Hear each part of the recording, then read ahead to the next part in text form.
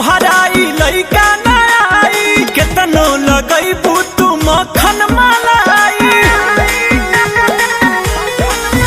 अरे झांसा में तोहरो ई लइका ना आई, केतनो लगैबू तू मक्खन मलाई। अरे नौकरी लगी तबे बाजी हो बाजा,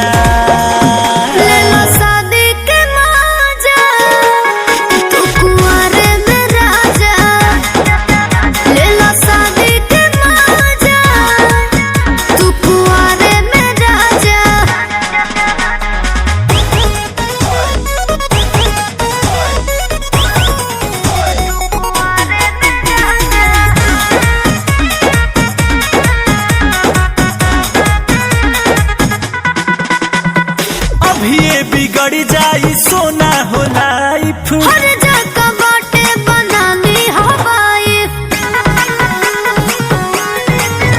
अरे लइका हई हम सबका से राइस, मेरे न लइके हो हमरा से नाइस। अरे गइलो भुलाए तू शरम अलाजा, लेला शादी के मजा तू कुंवारे में राजा। लेला शादी के मजा तू कुंवारे में राजा।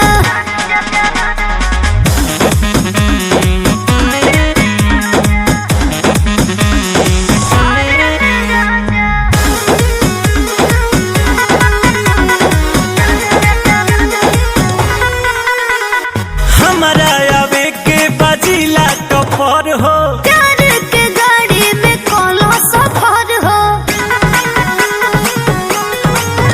अरे हमारा ऊपर गोरी मारा न पर हो। और कुछ राजा ढेर बांधे न बड़ हो। अरे जोश बजादा तो बोस भी जा जा, लेला शादी के मजा तू कुंवारे में राजा। लेला शादी के मजा तू कुंवारे में राजा। हेलो फ्रेंड, अजान डांस में आप सभी का स्वागत है। फ्रेंड, आप सब कैसे हैं, कैसे हैं जरूर बताइए। फ्रेंड, उम्मीद करते हैं आप सब बहुत ही अच्छे होंगे, स्वस्थ और मस्त होंगे, अपने घर में अपने काम में व्यस्त होंगे। फ्रेंड मेरी तबीयत नहीं ठीक है, फिर भी मैं आप सबके लिए वीडियो बना रही हूँ फ्रेंड। और मेरे वीडियो जो कि देखिए सर्च करके अजान सुदान से बहुत सारा प्यार दीजिए, सुनार दीजिए फ्रेंड, देखना ना भूलिएगा। और फ्रेंड, आप सबसे यही कहेंगे एक लाइक सब्सक्राइब कमेंट कर दीजिएगा मेरा वीडियो। और फ्रेंड, बहुत सारा प्यार दीजिएगा, दुलार देखना ना भूलिएगा फ्रेंड। मिलते हैं फिर किसी वीडियो, अपना ख्याल रखिए। जय श्री राम।